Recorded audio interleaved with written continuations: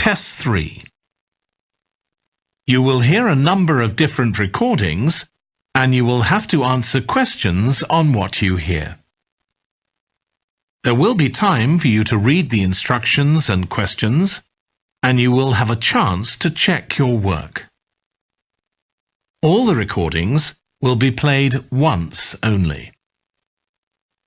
The test is in 4 sections. At the end of the test, you will be given 10 minutes to transfer your answers to an answer sheet. Now turn to Section 1.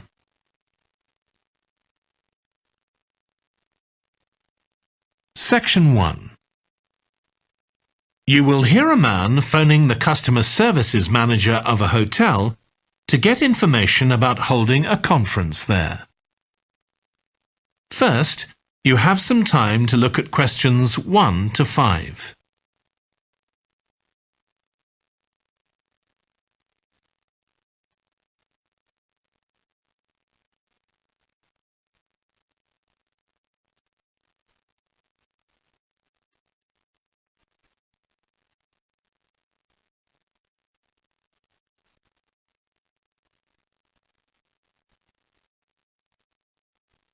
You will see that there is an example that has been done for you.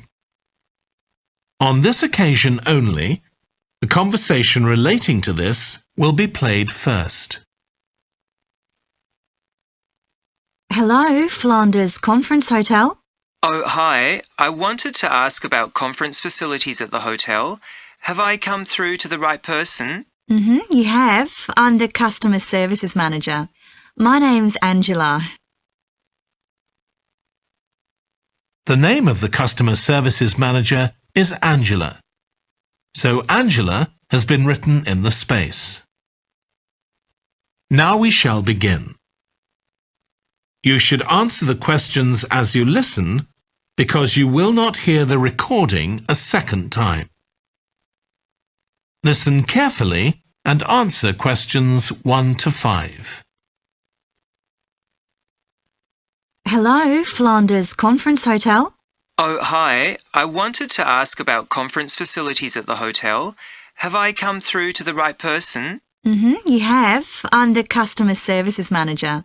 My name's Angela. So, how can I help you? Well, I'm calling from Barrett & Stanson's. We're a medical company based in Perth. Oh, yes? And we're organising a conference for our clients to be held in Sydney. It'll be held over 2 days, and we're expecting about 50 or 60 people. When were you thinking of having it? Sometime early next year, like the end of January. It'd have to be a weekend. Let me see. Our conference facilities are already booked for the weekend beginning January the 28th. We could do the first weekend in February. How about January the 21st? I'm afraid that's booked too. Well, let's go for the February date then. So, that's the weekend beginning the 4th. Okay. Now, can you tell me a bit about what conference facilities you have? Sure. So, for talks and presentations, we have the Tesla room. Sorry? Tesla, that's spelled T-E-S-L-A. It holds up to 100 people, and it's fully equipped with a projector and so on. How about a microphone? Yes, that'll be all set up ready for you. And there'll be one that members of the audience can use too, for questions if necessary. Fine. And we'll also need some sort of open area where people can sit and have a cup of coffee. And we'd like to have an exhibition of our products and services there as well, so that'll need to be quite a big space. That's fine. There's a central atrium with all those facilities, and you can come before the conference starts if you want to set everything up. Great. And I presume there's Wi-Fi? Oh, yes. That's free and available throughout the hotel. Okay. Would you also like us to provide a buffet lunch? We can do a 2-course meal with a number of different options. What sort of price are we looking at for that? Well, I can send you a copy of the standard menu. That's $45 per person. Or you can have the special for $25 more. I think the standard should be okay, but yes, send me the menu. Before you hear the rest of the conversation, you have some time to look at questions 6 to 10.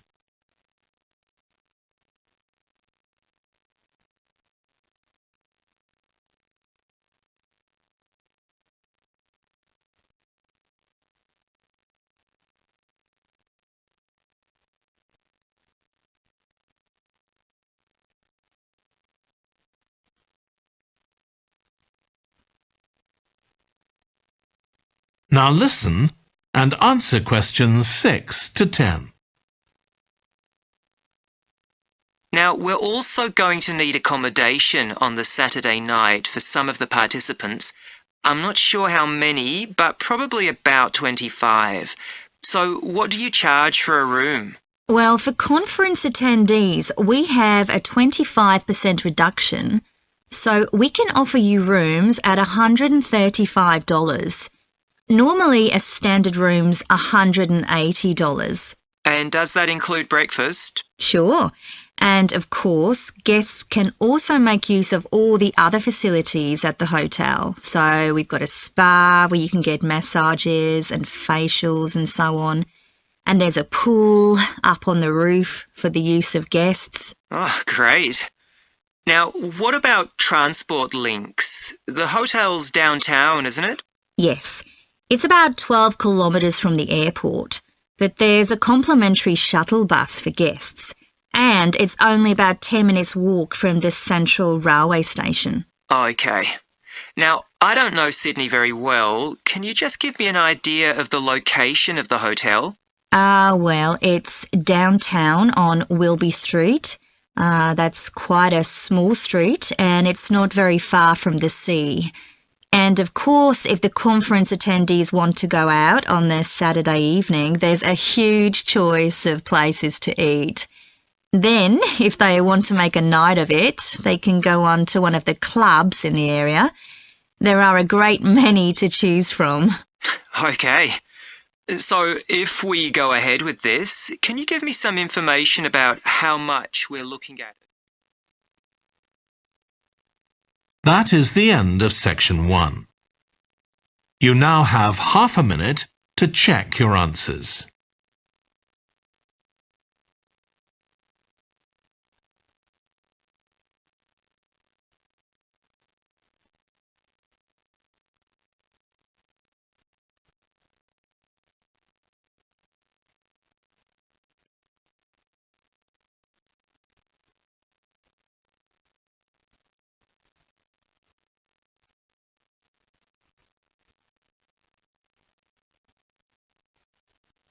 Now turn to section 2.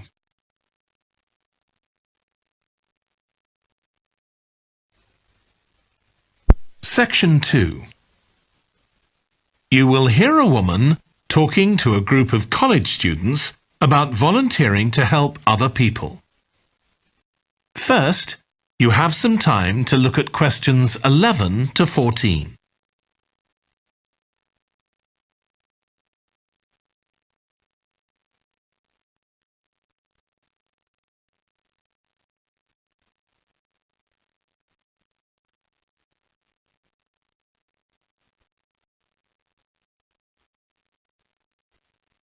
Now listen carefully and answer questions 11 to 14. Good morning. My name's Lucy Crittenden, and I'm the Director of Operations for an organisation that arranges volunteering in this part of the country. I'm hoping I can persuade one or two of you to become volunteers yourselves. Let me start by briefly explaining what we mean by volunteering. Volunteers are teenagers and adults who choose to spend some time unpaid helping other people in some way. Most volunteers devote 2 or 3 hours to this every week, while a few do much more. The people they help may have physical or behavioural difficulties, for example. Volunteers can do all sorts of things, depending on their own abilities and interests. If they're supporting a family that's struggling, for example, they may be able to give them tips on cooking, or recommend how to plan their budget, or how to shop sensibly on their income. They might even do some painting or wallpapering, perhaps alongside any members of the family who are able to do it. Or even do some babysitting, so that parents can go out for a while. The benefit from volunteering isn't only for the people being helped. Volunteers also gain from it. They're using their skills to cope with somebody's mental or physical ill health, and volunteering may be a valuable element of their CV when they're applying for jobs. Employers usually look favourably on someone who's given up time to help others. Significantly, most volunteers feel that what they're doing gives them a purpose in their lives. And in my opinion, they're lucky in that respect, as many people don't have that feeling. Before you hear the rest of the talk, you have some time to look at questions 15 to 20.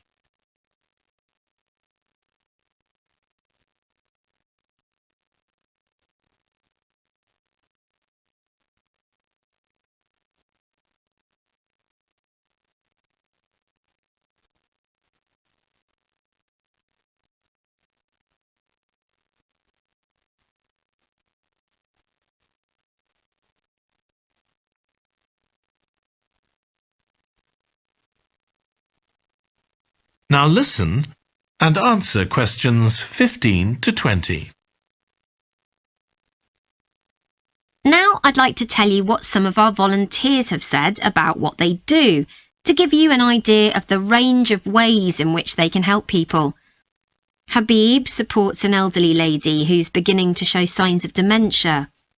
Once a week they, along with other elderly people, go to the local community centre where a group of people come in and sing. The songs take the listeners back to their youth, and for a little while they can forget the difficulties that they face now. Our volunteer Consuela is an amazing woman. She has difficulty walking herself, but she doesn't let that stop her. She helps a couple of people with similar difficulties who had almost stopped walking altogether. By using herself as an example, Consuela encourages them to walk more and more. Min visits a young man who lives alone and can't leave his home on his own, so he hardly ever saw anyone. But together they go out to the cinema or to see friends the young man hadn't been able to visit for a long time. Tanya visits an elderly woman once a week. When the woman found out that Tanya is a professional dressmaker, she got interested. Tanya showed her some soft toys she'd made, and the woman decided to try it herself. And now she really enjoys it and spends hours making toys. They're not perhaps up to Tanya's standard yet, but she gains a lot of pleasure from doing it. Alexi is a volunteer with a family that faces a number of difficulties. By calmly talking over possible solutions with family members, he's helping them to realise that they aren't helpless and that they can do something themselves to improve their situation. This has been great for their self-esteem. And the last volunteer I'll mention, though there are plenty more, is Juba. She volunteers with a teenage girl with learning difficulties who wasn't very good at talking to other people. Juba's worked very patiently with her, and now the girl is far better at expressing herself and at understanding other people. Okay, I hope that's given you an idea of what volunteering is all about. Now I'd like to talk to you about... That is the end of section 2. You now have half a minute to check your answers.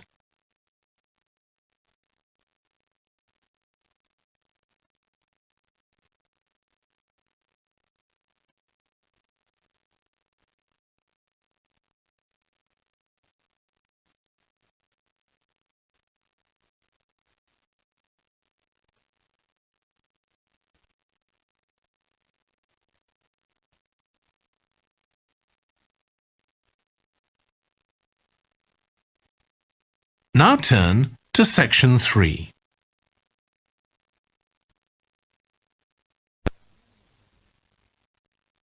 Section 3. You will hear a trainee music teacher called Joe talking to his supervisor about the school marching band that he has been given responsibility for. First, you have some time to look at questions 21 to 26.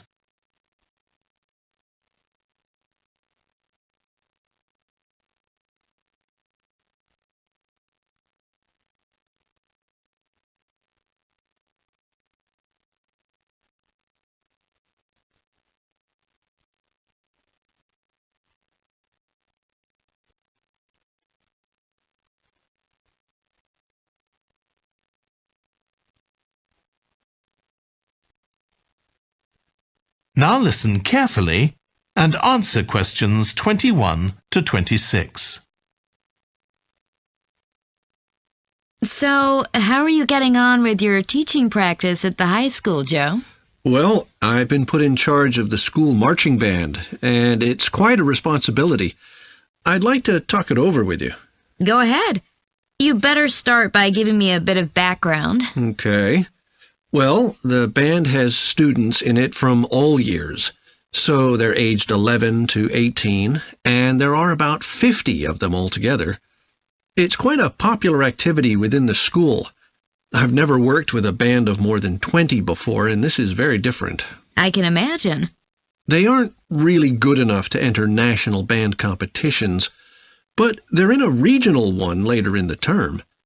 Even if they don't win, and I don't expect them to, hopefully it'll be an incentive for them to try and improve. Yes, hopefully. Well, now the town council's organizing a carnival in the summer, and the band has been asked to perform. If you ask me, they aren't really up to it yet, and I need to get them functioning better as a band, and in a very short time. Have you been doing anything with them? Apart from practicing the music, I mean. I played a recording I came across of a drummer talking about how playing in a band had changed his life. I think it was an after-dinner speech. I thought it was pretty inspiring, because being in the band had stopped him from getting involved in crime. The students seemed to find it interesting, too. That's good. I'm planning to show them that old film from the 1940s, Strike Up the Band, and talk about it with the students. What do you think? Good idea. As it's about a school band, it might make the students realize how much they can achieve if they work together. That's what I've got in mind. I'm hoping I can take some of the band to a parade that's going to take place next month. A couple of marching bands will be performing, and the atmosphere should be quite exciting. It depends on whether I can persuade the school to hire a coach or two to take us there. They sound like good ideas to me. Thanks. Before you hear the rest of the discussion, you have some time to look at questions 27 to 30.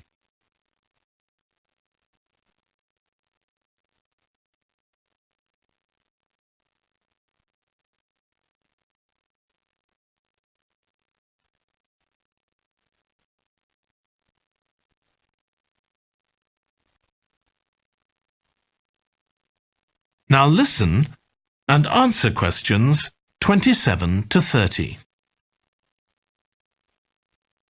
Can I tell you about a few people in the band who I'm finding it quite difficult to cope with? I'm sure you'll have some ideas about what I can do. Go ahead. There's a flautist who says she loves playing in the band. We rehearse twice a week after school, but she's hardly ever there. Then she looks for me the next day and gives me a very plausible reason. She says she had to help her mother, or she's been ill, but to be honest, I don't believe her. Oh dear. Any more students with difficulties? Plenty. There's a trumpeter who thinks she's the best musician in the band, though she certainly isn't. She's always saying what she thinks other people should do, which makes my job pretty difficult. She sounds a bit of a nightmare. You can say that again. One of the trombonists has got an impressive sense of rhythm and could be an excellent musician, except that he has breathing difficulties. and he doesn't really have enough breath for the trombone. He'd be much better off playing percussion, for instance, but he refuses to give up, so he ends up only playing half the notes.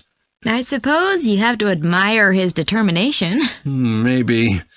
One of the percussionists isn't too bad, but he never seems to interact with other people, and he always rushes off as soon as the rehearsal ends. I don't know if there are family reasons or what, but it isn't good in a band, where people really need to feel they're part of a group. There are others too, but at least that gives you an idea of what I'm up against. Do you have any thoughts about what I can do, Lizzie? That is the end of section 3. You now have half a minute to check your answers.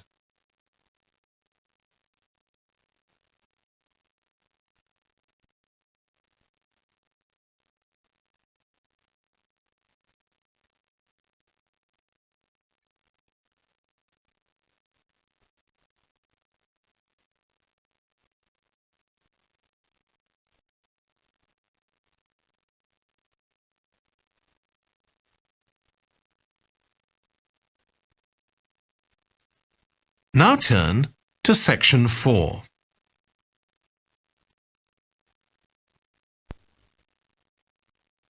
Section 4. You will hear a British University lecturer in music talking about concerts in an arts festival. First, you have some time to look at questions 31 to 40.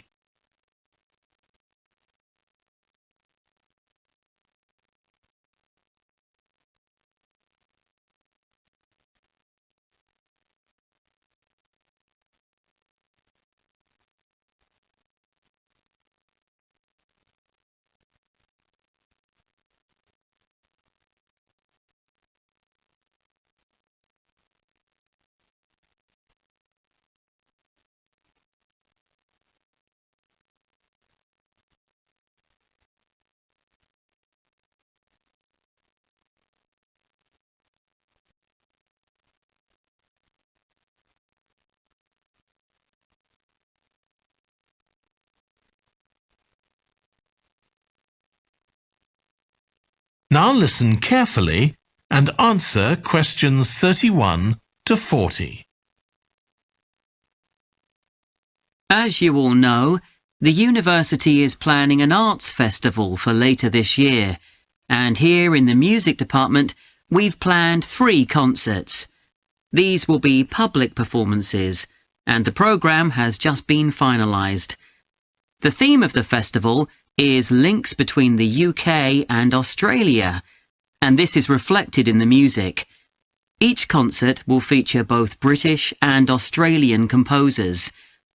I'll tell you briefly about the Australian music, as you probably won't be familiar with that. The first concert will include music by Liza Lim, who was born in Perth, Western Australia, in 1966. As a child, Lim originally learned to play the piano, like so many children, and also the violin. But when she was 11, her teachers encouraged her to start composing. She found this was her real strength, and she studied and later taught composition, both in Australia and in other countries. As a composer, she has received commissions from numerous orchestras, other performers, and festivals in several countries. Liza Lim's compositions are vibrant and full of energy, and she often explores Asian and Australian Aboriginal cultural sources, including the native instrument, the didgeridoo. This is featured in a work called The Compass. Her music is very expressive, so although it is complex, it has the power of connecting with audiences and performers alike. In the festival, we're going to give a semi-staged performance of the Oresteia. This is an opera in 7 parts, based on the trilogy of ancient Greek tragedies by Aeschylus. Lim composed this when she was in her mid-20s, and she also wrote the text, along with Barry Kosky.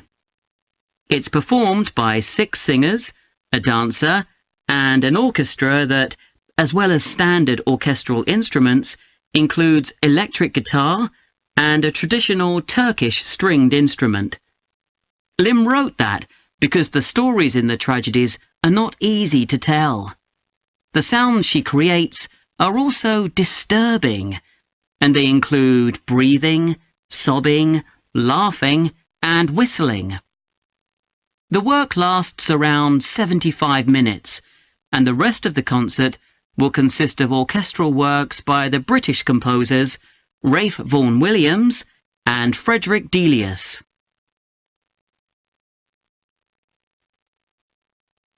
Moving on now to our second concert. This will begin with instrumental music by British composers Benjamin Britten and Judith Weir. After the interval, we'll go to Australia for a piece by Ross Edwards, The Tower of Remoteness.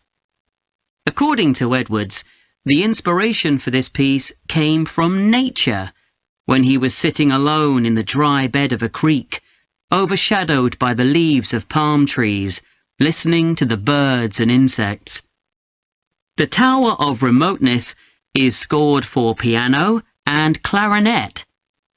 Edwards says he realized years after writing the piece that he had subconsciously modelled its opening phrase on a bird call.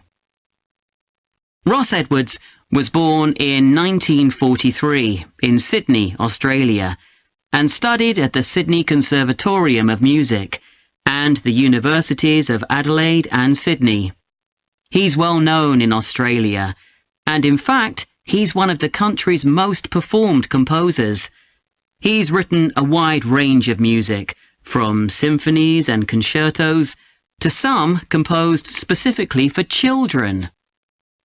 Edwards's music has been described as being deeply connected to Australia, and it can be regarded as a celebration of the diversity of cultures that Australia can be proud of.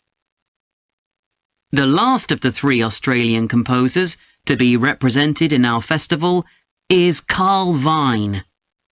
Born in 1954, Vine, like Liza Lim, comes from Perth, Western Australia. He took up the cornet at the age of 5, switching to the piano 5 years later. However, he went to university to study physics before changing to composition. After graduating, he moved to Sydney and worked as a freelance pianist and composer. Before long, he had become prominent in Australia as a composer for dance, and in fact has written 25 scores of that type. In our third concert, Vine will be represented by his music for the flag handover ceremony of the Olympics held in 1996. This 7-minute orchestral piece was of course heard by millions of people worldwide, and we'll hear it alongside works written by British composers Edward Elgar and, more recently, Thomas Adès. That is the end of section 4. You now have half a minute to check your answers.